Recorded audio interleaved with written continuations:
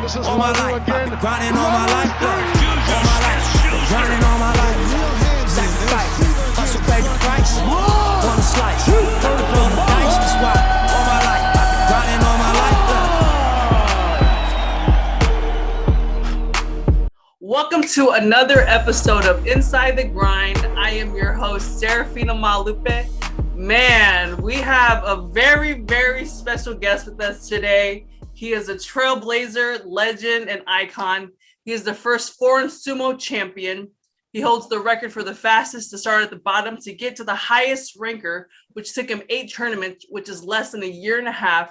Whereas on average, it usually takes someone 5 to 7 years to accomplish this. He holds the record for junior champion, winning 14 tournaments, which took him 2 years and 2 months, and became a champion in 5 years in 1987. It is my honor to introduce sumo legend Konishiki Yasokichi. Konnichiwa, all the way down from Tokyo. Konnichiwa. Well, I can't express my gratitude enough. Thank you so much for being here today. Thank you for your time. How are you doing? What are you up to in Japan?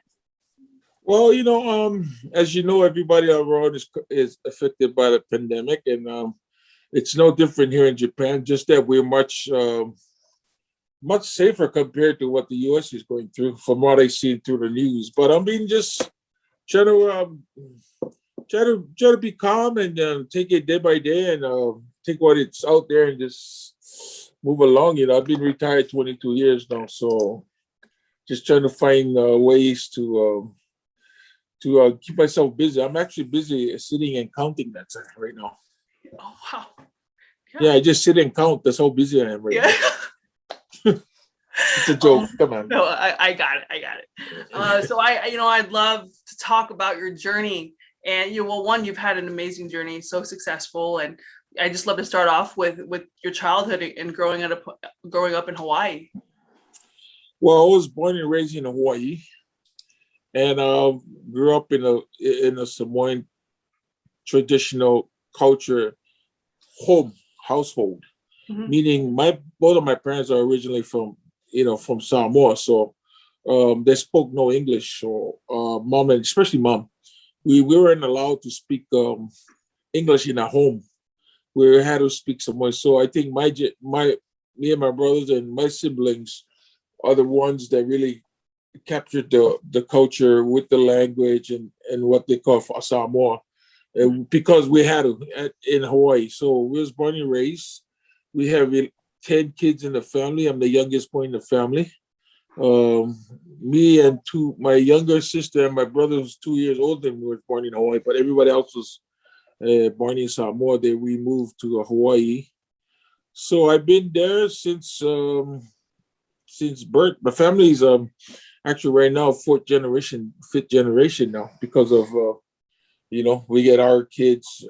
I mean, my brothers have their kids and their kids and stuff. So other than that, up to 18, I was in Hawaii, because I left when I was 18 to come to Japan. No, that's right. And how was and when was sumo introduced to you? Actually, the last week of my high school, I was never really introduced to that. I kind of ran into it by accident, because I was actually cutting class. I was actually, last week of a couple weeks before school ended, I just was at the beach. I was surfing, and there's someone that approached me at the beach that knew who I was as a football player in high school, and told me that you should be a sumo wrestler. And I told him that, sorry, uncle, I don't know what sumo is. And he kept on bugging me because I kept on cutting class the whole week. I went to the beach. I was graduating already. I got my credits, so I figured you can sneak out of the graduation rehearsals and stuff like that. But that wasn't the case. The principal found out that we weren't coming to, we were cutting out of school, and never came to any of the senior meetings and the graduation. And she told us, if you don't come to school, you ain't graduated. So we went back to school. But anyway, that's where it started, at the beach. At the beach. Okay. And so you were 18, and you left to Japan. How was it making that transition and being young? And what were your parents' thoughts on that? Well, I shocked everybody with decision to come to Japan because nobody knew I was coming. And it was a kind of sudden decision on my part because graduating from high school, I was actually trying to figure out a way to go to college, but my mom was against me and my younger sister to go away for college already. She said, "You're gonna go to school, just go to a community college and stay home," because she didn't want anybody. Everybody left to go to the mainland or something. So she didn't want to see me and my younger sister leave. So when it came to that point, I just like it just, and by accident, like I got introduced to this guy, talked to me about sumo. I asked him questions about, do I have to pay anything, or I don't want to put any burden on my parents. I told him, as long as it's free, I'm going. And I just turned around and shocked my parents. I told my mom, I already told them like a week before I left. Wow. Well, that's just like being 18, and I'm just curious as to what made you feel so confident to make this decision. It's not confidence. It's something that I saw that would put everything in my basket instead of my parents worrying about, because I saw my brothers and sisters go to college. Of course, they went on scholarships, but at the same time, when they had like Christmas vacation, spring break, you had to pay for them to fly back. And my brother, I remember having my brother, he went to LA to stay with some of our cousins because he couldn't afford to fly back. My parents couldn't afford. And we all knew, I saw that growing up because I'm the younger one, and I didn't want to see myself doing that.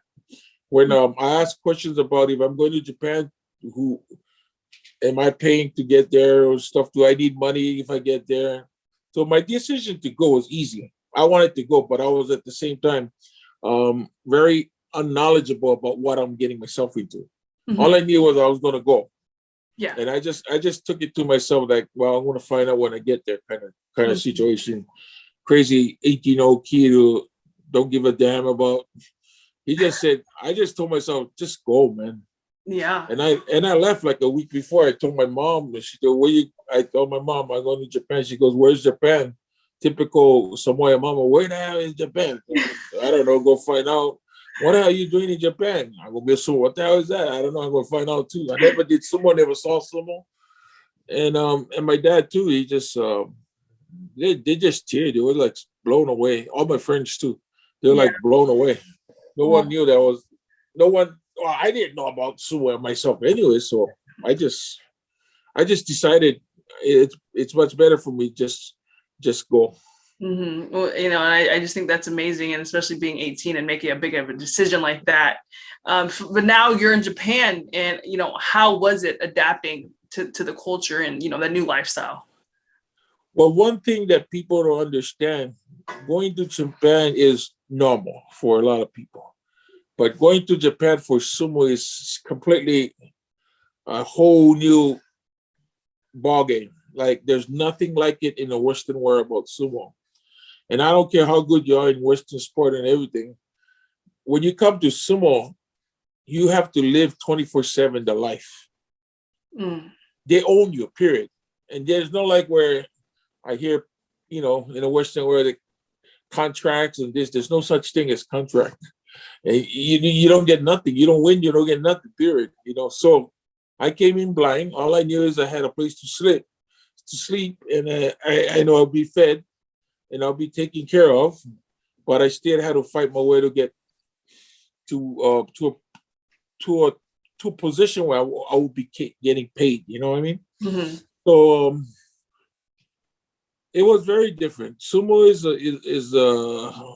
it's like military but worse. Yeah.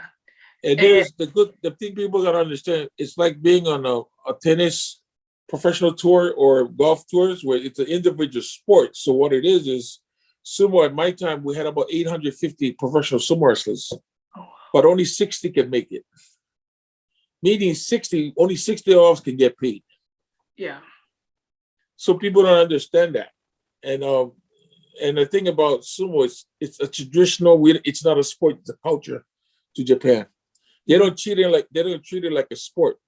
Like back home, how you get people getting in trouble, all the stuff like you hear about NFL guys hitting their girls or their wives. In sumo, I can be in a bar and there's a fight going on, and I was there. I had nothing to do with the fight. And if I'm there in a bar and there's a fight on, and people say, "Oh, Konishiki was there," they cut you off, even if you're the grand champion. Because you represent the culture. It's not about you anymore. It's an individual sport, but at the same time, you have to be very careful in everything you do, because it's been proven since I've been in sumo, even after retirement, the best of the best, like somebody like Michael Jordan in sumo, they cut him off. Like, there's no questions asked. Yeah. You get in trouble in public, boom, you're out of there. Mm-hmm.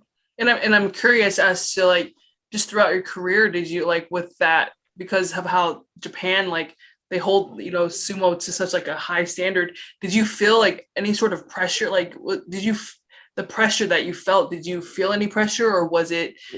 It's all pressure. Yeah. It's all pressure, but it's the way you take it. Yeah. How do you take that and make it work for you? Mm-hmm. And then within these pressures is battles that you fight within yourself. And there's things that you can control and there's things you cannot control. So number one, I couldn't control the environment I'm living in. You know, I came to the environment, so I have to take the stand and accept that. And one of the things I always carry in my heart when I left, and my dad told me, and that's the best advice you can get. He told me, if you go to Japan, be as Japanese as you can. Because it's true. You cannot come into a culture and try to be American in Japanese culture. That's where a lot of foreigners screw up when they come to Japan. They think they can come here and be all down and all. Keep your shit out there. You know what I mean? You know, you come and respect what the environment gives you, and the environment's going to respect you if you know how to get through it. So I took every negative thing, every pressure that I took, and I made it work for me. You know, nothing about what I did was a Western. Nothing that I saw growing up. But one thing, the discipline I learned in the Samoan household helped me through it, because it's so much seniority. And then in our household, is your older brother, sister, you cannot talk back. You know how your parents. And this is something that I hear a lot of our professional football players say. A lot of guys that have our Polynesian families, of Polynesian people. We're grounded because we have the culture and our religion that takes us, and then our family. And it doesn't matter what situation, the pressures I went through, the pressures I carry more is representing the blood I carry. Nothing compared to sumo pressure, ain't nothing compared to what I carry every day, even today. Yeah. You know, so Definitely. It's something that I think hats off to my parents to prepping me for anything that was coming towards me, and all of our past legends that made it in many other sports, or even in being great in being doctors, being, you know, stuff we don't rarely hear in the Polynesian culture, but we're grounded and we have all the information we need in order to know how we have to go out in public, you know, and go out in different environments, because we were taught with respect, and we carry our names more heavier than anything we carry, I think, you know. Yeah, that's such a great point. You know, thank you for sharing that. And you know, how was the training, you know, for a sumo wrestler? Are you able to paint a picture to like what a typical training day looked like for you? So when I joined, training started at 4:30 in the morning every day. So because I was young and I was new, I was a rookie. The first thing I do is, like, the first 6 months I joined, of course I train in the morning, but I'm responsible for cleaning the whole building. And we have a 4-story building that I made sure that I cleaned all the stairs, I wiped down all the toilets, and all by hand. There's no such thing. We didn't have mops and everything. Even the floors, down on the knees, wiping every single stair, making sure I took out the garbage in the morning. Then I had to go to sumo school for 6 months. Outside of my sumo stable, I had to go to sumo school where all the ex-sumo wrestlers have to go. So I would do all that like early in the morning, 3:30, get up and do that before I go to school, because I had to get to school at 5:30 in the morning. So I would walk to the sumo school, which is not probably a couple miles away from the stable. We're not allowed to catch any taxis, or you had to walk. Even that, so stuff like that. And then you went training, and I trained, like, our training sessions are like 6 to 7 hours every day. There's no days off, no Sundays. And we have 6 major tournaments a year. So between every tournament, there's major tours that we go on the road. So very busy life in sumo. They don't have a season. Wow. Yeah, it's all year round. And then until you retire, there's no such thing as you taking a break. Yes. Yeah. And crazy. That is crazy. And, but what my show is about is the grind that it takes to become the best, the grind that it took for you to become Konishiki. Are you able to tell us the process you had to go through to become such a great sumo wrestler, and just the mindset that you need to overcome adversity and different things that, you faced? Are you able to tell us, what it took?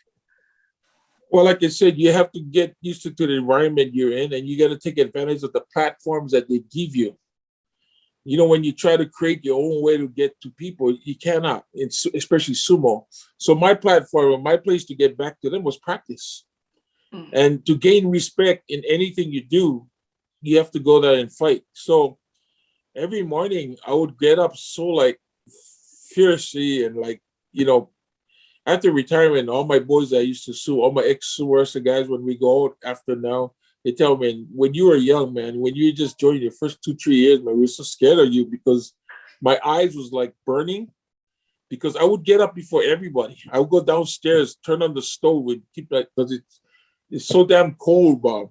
And then I would go there and start training before anybody come warm up and everything. But I wanted to kill people. And to me, the way people treat you, like, feel guys that bully you and all that stuff that you don't like, but you cannot do nothing about it, like something you cannot control. But what I can control is practice, and I took all my freaking frustrations, everything that I didn't like about what I see every day, and I just took it out. I don't say nothing. I just came out and practice. And the only way I could get back to these guys is by winning. So I think that helped me a lot, being motivated, because I was naturally motivated. I wanted to fight every day, being a typical Samoan boy, and, having that fire. But I couldn't release that in a stupid way where people get a lot of, when you get in trouble because of that. You cannot control. You go on the street, you hit somebody by accident, But I knew how to control my inner parts and take it off in practice. All my energy was like, I had so much energy practice. I love training so much. Like, every day I was like so looking forward to practicing. And I felt like I had to prove something every single day. And I didn't stop pounding you until you respected me. Every single guy that treated me like S, they got beat up, man. I tell you, and that's the only way I could legally hit people, right? Yeah. Practice. So, like I said, take advantage of the platform they give you, because in sports, you can get back to them on practice, legally. And, it's crazy. I don't want to I always say this.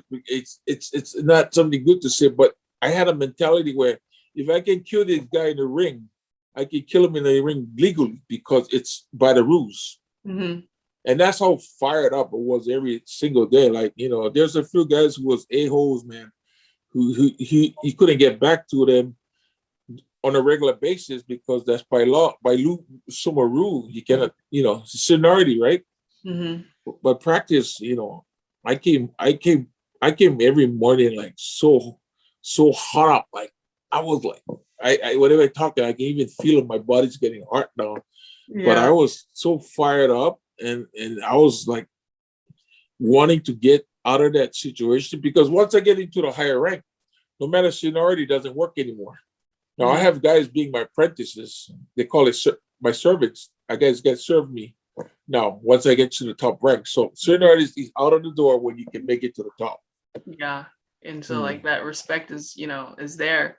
Are you able to tell us a time where you had to overcome adversity in your career and face a tough challenge?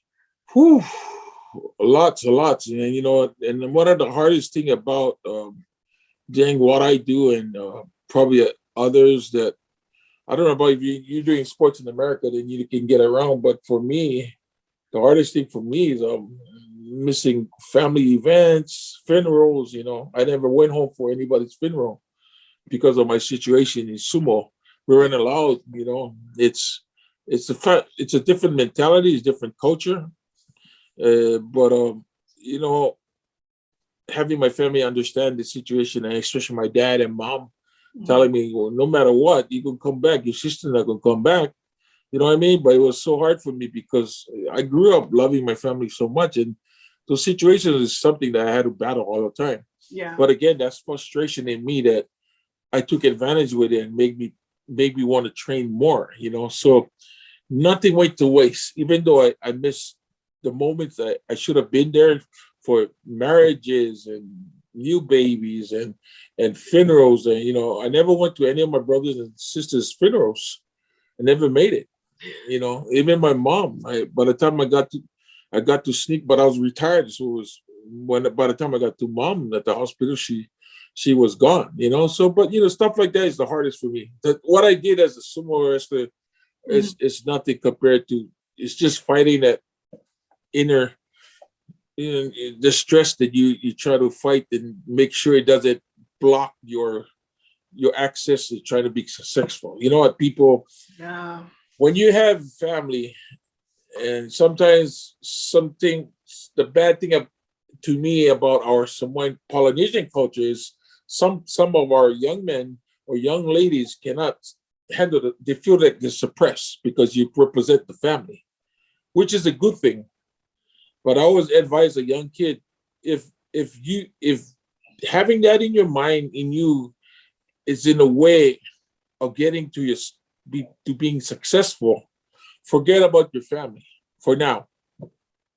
But because your family, they all wish you the best. They want you to make it. Once you make it, you always come back.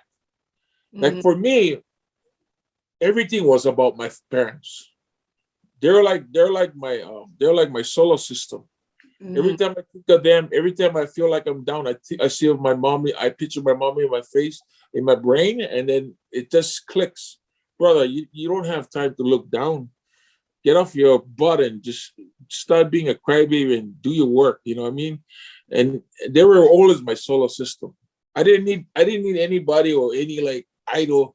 My father was my idol, and my mom was my son every day. So every time of course, I went through a lot of bad situations in my whole career, but you know, I didn't let that hold me back. You know, I was here alone. I never talked to anybody about, you know, being. The only thing I would do, I would call home and ask my dad to pray on the phone for me because I love how he prays in Samoan.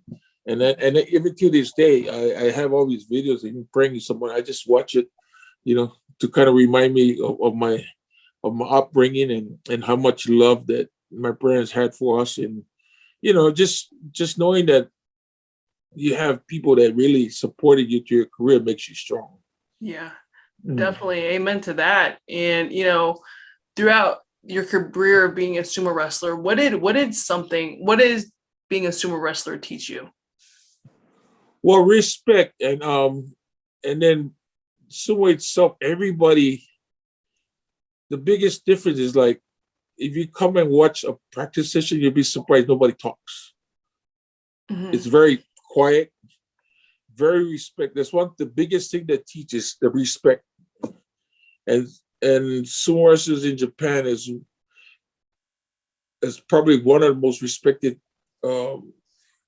cultures in Japan right now, and always, because we learn how to respect the bowing and the serving, and it's sumo. It just teaches you hospitality too at the same time. Yeah, you know, it's kind of like a Samoan culture. You know, to you have your boss who's the coach, and then his wife is like the mother of the family, and then they're the one that leaders, right? And they're the one that put you in position and put you in line when you get out of line and stuff. So it's so important, and a lot of guys do so good because of that. They get so disciplined.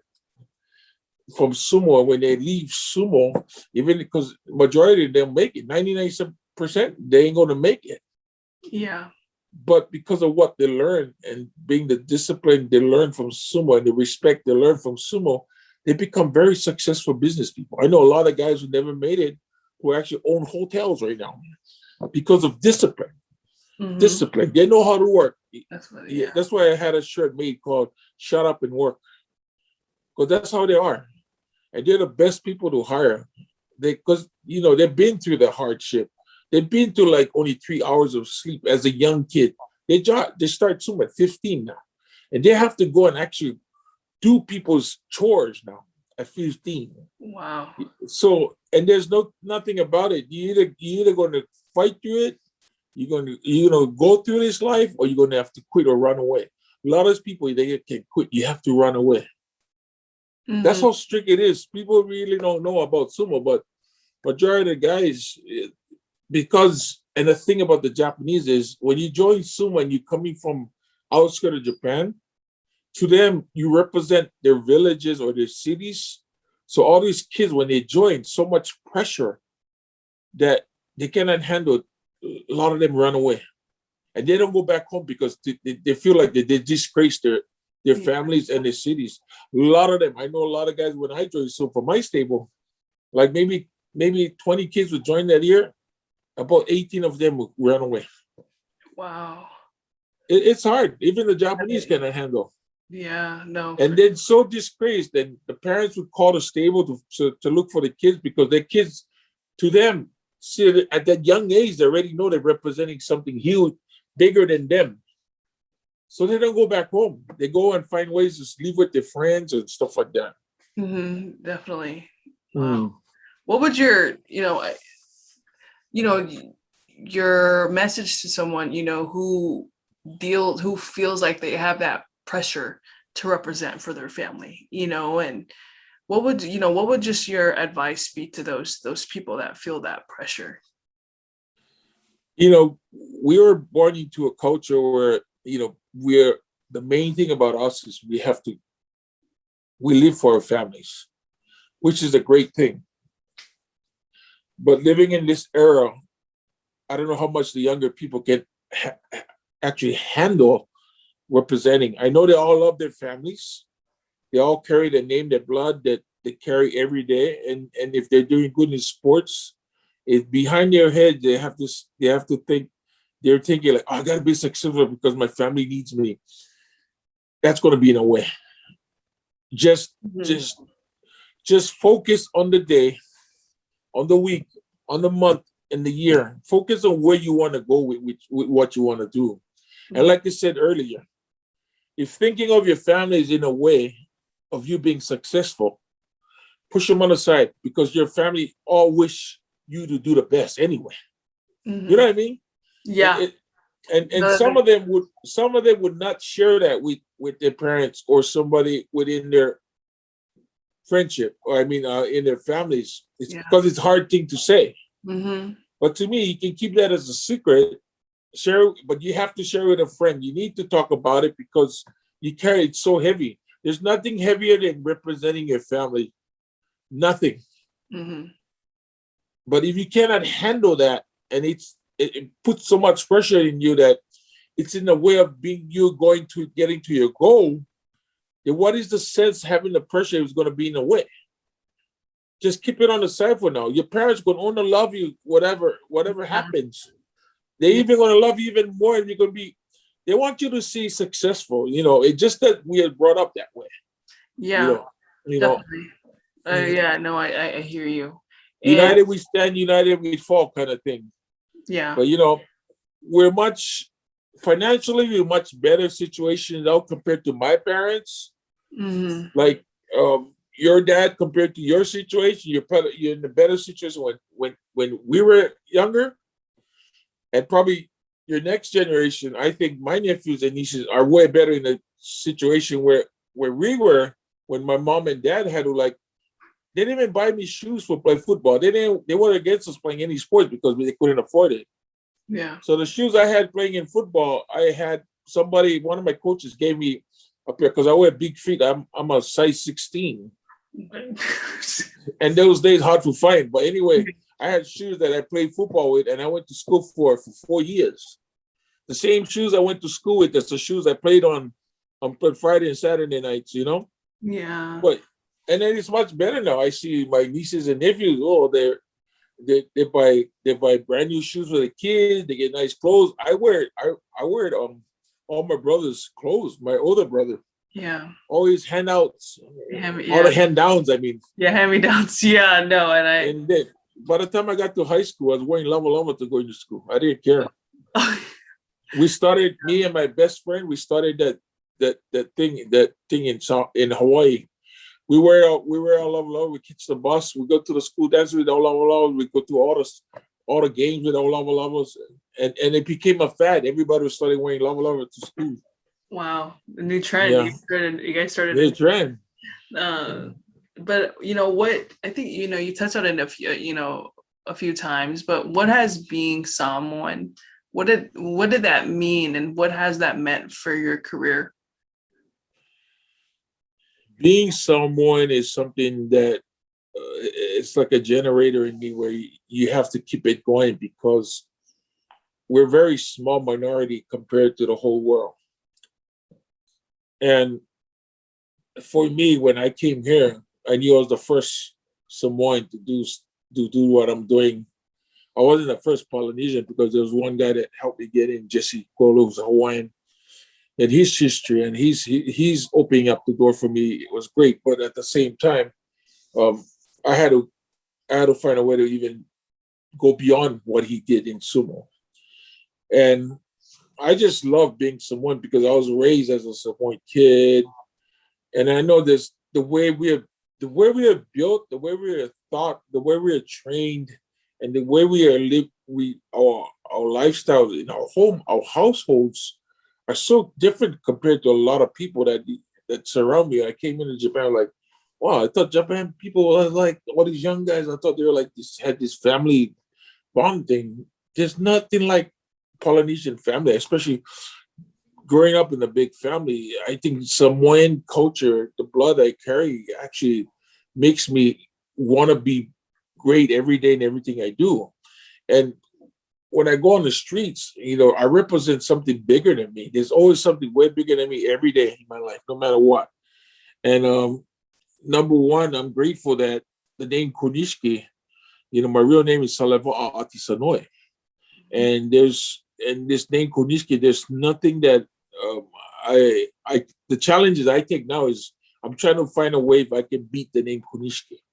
Since retiring 22 years now, I do a lot of different things after retirement, but I'm telling myself, how can I beat this name? The name is so big, it's like even more now, I have to protect what I've worked for.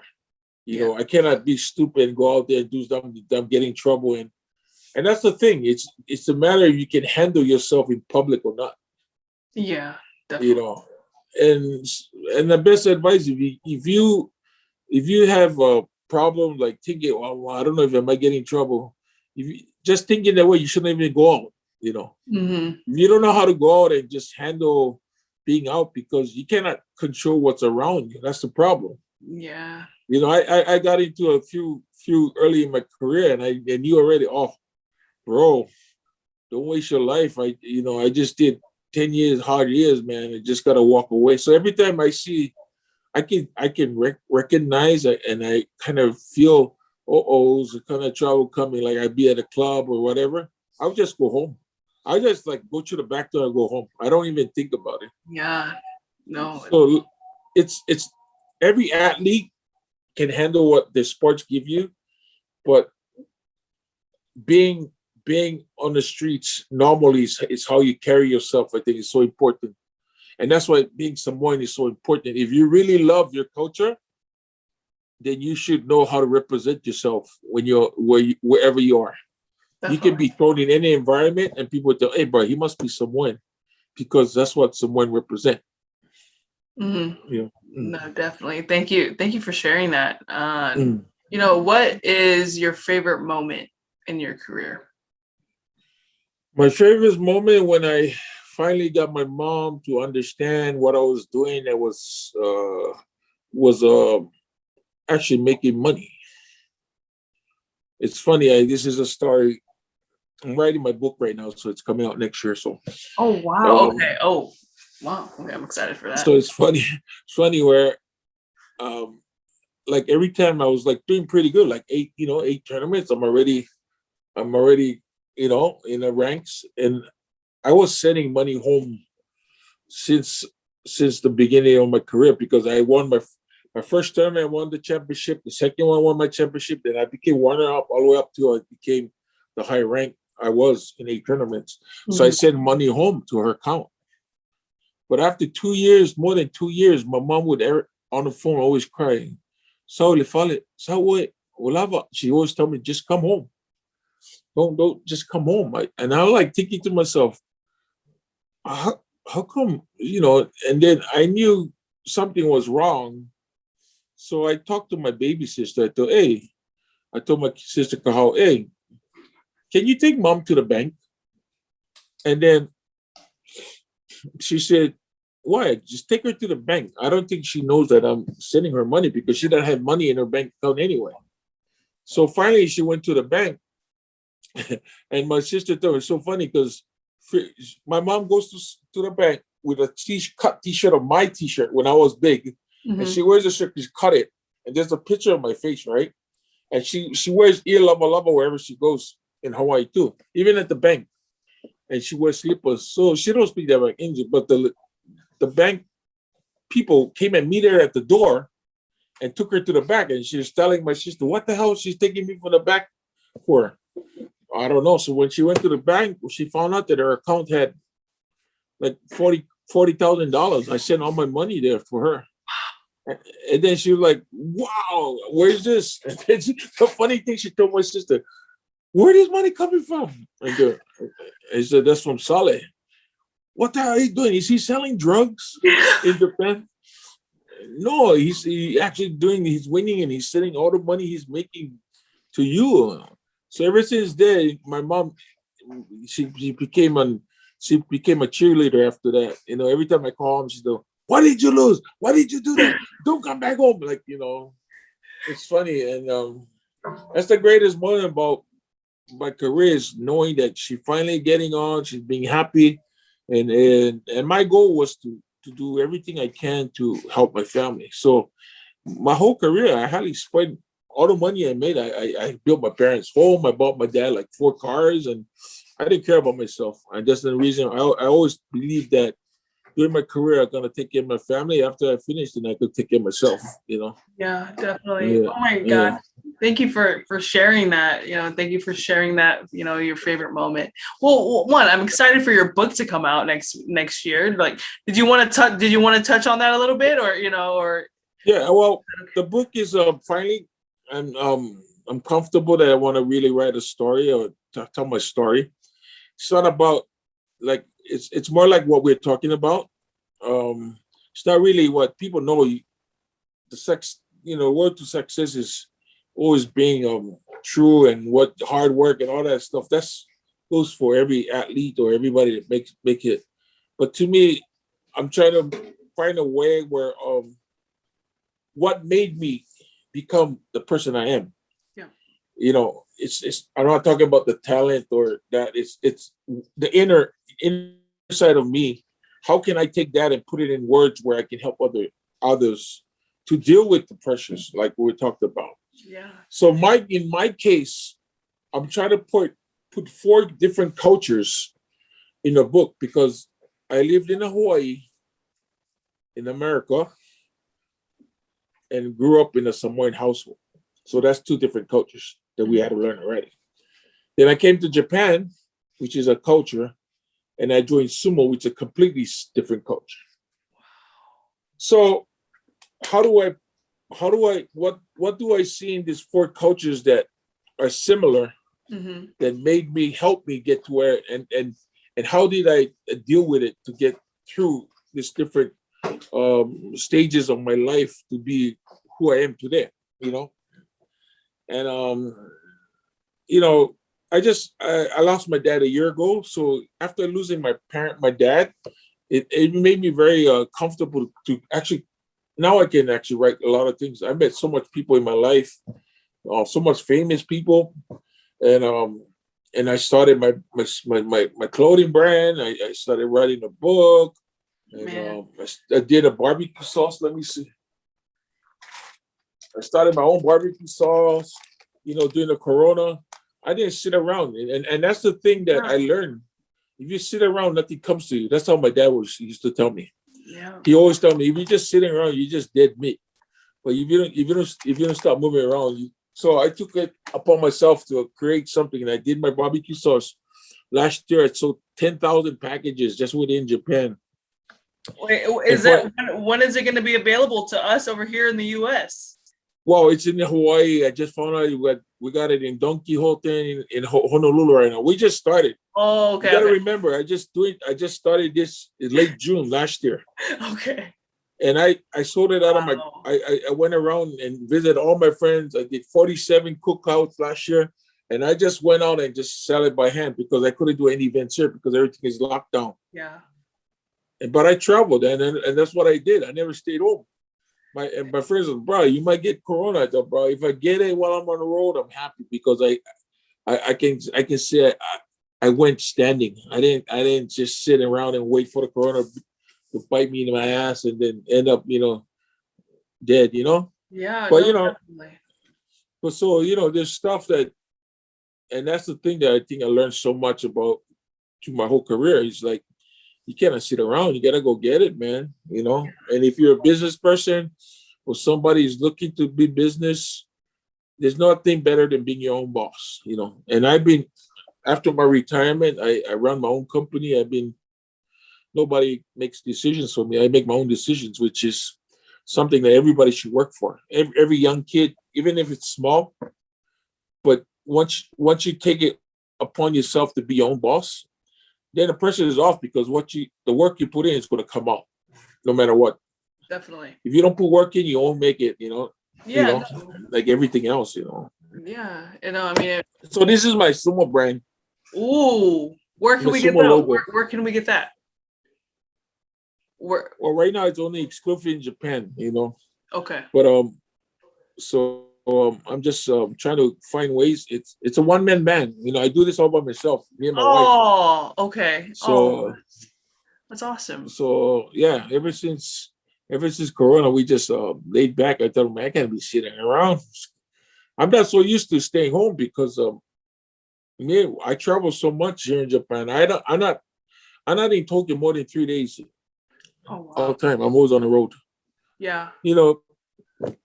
Just to let you know what I do, I'm actually a performer. I sing and I produce music, and I do shows. And if Corona wasn't here, I'd be doing like almost 200 shows a year. And I'm a motivation speaker too. So I do corporates. I do VIP Sumo tours for some of the world's biggest companies like Salesforce, IBM, Merrill Lynch. And I'm very connected to the international business people here. And then I do radio, as I told. I've been doing radio for over 20 years. I have a kid show that I've been doing for the past 18 years. If you look it up, I have 14 albums. And there's a whole lot of things that's going on that I've been doing. And then, my home in Hawaii, I just hardly home in Hawaii, but then just trying to live day by day. No, gosh, what I think it's just so what you're like life after sumo, you just got involved and that, just made like you're building your brand, or you're building yourself, because you're more than just a sumo wrestler, and so just hearing what you said in your story, I just think that's so inspirational.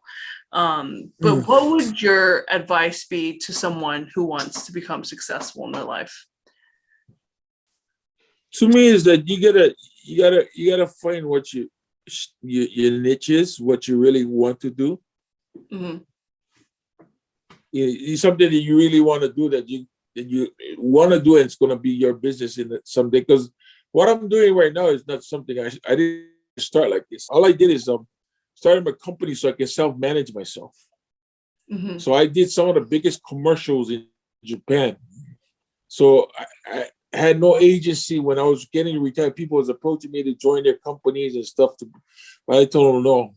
I did everything on my own. Even if I didn't know how, I learned the how. Yeah. And then you can make mistakes when you take over and you learn to kind of open your company or something. But you can make little mistakes, but you're not that dumb to make big mistakes. Like you shouldn't be so dumb where you're gonna lose like $1 million of a stupid decision, right? Yeah. You can make a few mistakes there, a few $1,000 there, but you cannot make big mistakes. That's why it's very important to ask questions. Mm-hmm. Trust yourself more than anything else first, and try to find ways to get as much as information and knowledge before you ask for help. Yeah.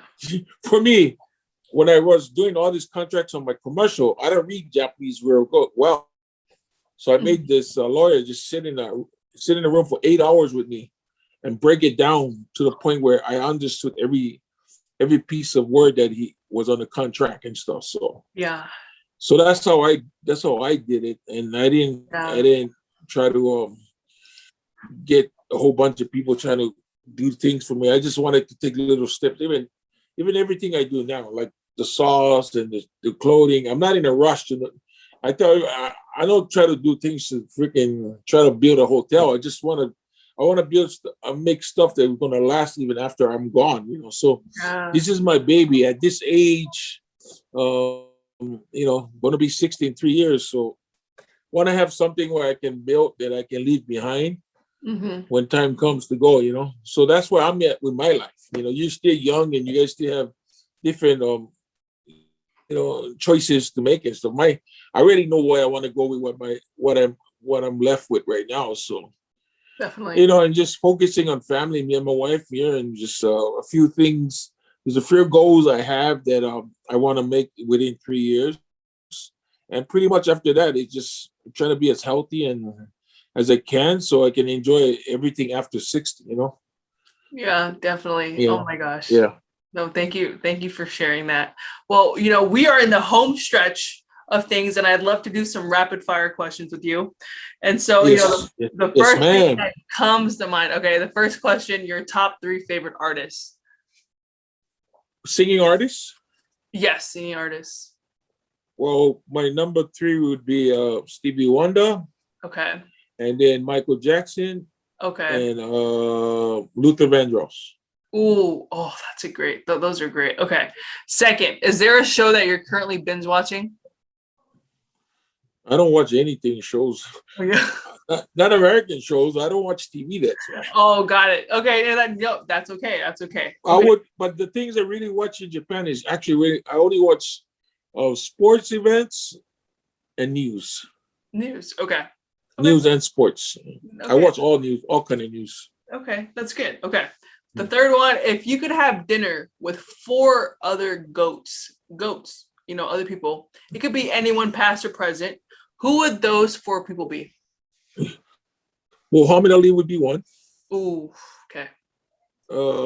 He's my favorite athlete, that's why. Who else should I have? I would like to have Osita Tupu. Yeah, and then his son is Lofa Tupu. Yes, from Seattle. Yep. And then I would like Jesse Sapolo and Faleniko Noga. Oh, who's the last one? Faleniko Noga. He's another legend from UH. Oh. Him and his brothers are the Nogas. Look it up. They're like legends at the University of Hawaii. They came out the same time that Jesse Sapolo's classmate. Oh, okay. Jesse Sapolo. Nico is the older brother that played for the Lions. He was a linebacker. Okay. So those guys, I grew up with them. We're not that far apart by age, but the only superstar that I would actually Muhammad Ali. That's the only person I didn't meet because I met Pele, I met Michael Jackson, I met Jordan, I met Tiger Woods. So there's not really anybody that I didn't really meet. You know what I mean? No, that's so awesome. I met Tyson. We went out. I took care of Tyson. I took care of Shaq, Kobe. Yes, I took care of Shaq when he was a rookie, when he came to Japan. Oh my gosh. So being in Japan I'm in a good seat because they all come to me because I'm a foreigner, right? Yeah. I get to host like Sylvester Stallone and all these guys that come to Japan, the Rolling Stones and stuff like that. So man, Kobe. I just love when you say Kobe. I love Kobe. I'm a big Kobe fan. Yeah. So who ain't the Kobe fan? You know what I mean? I know, definitely. Okay, so fourth one, what is the best advice you've ever received? Don't worry about the money. Just do the work. Yeah. That's my dad's advice. Don't worry about the money. No, that's honestly great advice. Yeah. Yeah, because he said naturally, you do the work, the money comes naturally. Yeah, definitely. The money doesn't come first. The work comes first. No, for sure. No, that's so true. Okay. Yeah. And the fifth one, what's the biggest lesson you've learned in the past 12 months? That you cannot be sitting around waiting for things to happen. Yeah. When the world is in a situation where it's kind of stays in one place, you don't have to be part of that. Yeah, that's true. No, that's so true. And that's why I do what I've done this past year. I think I'm like so active this past year. Like I'm like, by the time I got to December, I was so exhausted. I had to go take IV in the hospital for a week because I was so exhausted. I was so excited about what I was doing and so fired up. I forgot about being tired. I just told myself, we gotta do this, man. Yeah. And I was doing everything at one time. I did the barbecue sauce and I created one barbecue character, started selling t-shirts and then did my Sumo logo and then I don't know. It's just don't sit around. Like okay. That's what my joke right now. Every time I get somebody, what are you doing? I go, bro, I'm busy sitting and counting. I tell them, oh, you work for the city and county?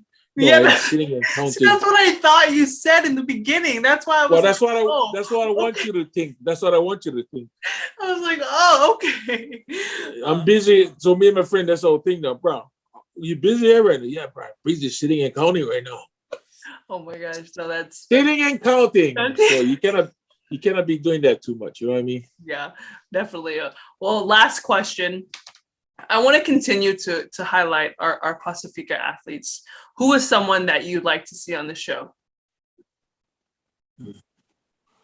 I think if we can get the Noga brothers. The Noga brothers. A lot of Samoan community. Yeah. The brothers, they kind of to me, I think they kind of put the Universal Hawaii football on the map. Really? And they both made it to the NFL too, because Nico and his brother, Nico played for the Lions, and his younger brother played for the Minnesota Vikings. Oh wow! See, so you younger, ask your dad, and your dad would know. Okay, I'll ask my dad. They all would know. So, like, I think, try to bring, old school. That's why we old school. You gotta. No, of course. I mean, I don't know if you've heard of him, but my last episode was with Wally Rank. He was a basketball. Oh, I had Wally Rank. Yeah, I had Wally. I just had him on my show. You live there in LA too, right? He lives out here in LA. So, but no, Konishiki, I just want to say thank you so much for joining me on my show. You're a legend. Thank you for having me. A trailblazer, everything, and I just hope your story, when people listen to this, your story will just inspire. That's really all I want. But again, thank you so much for your time. Thank you for having me. Good luck with all you do, and carry that bloodline. It helps. Definitely, I definitely will. That's good pressure. Oh no, of course not. No.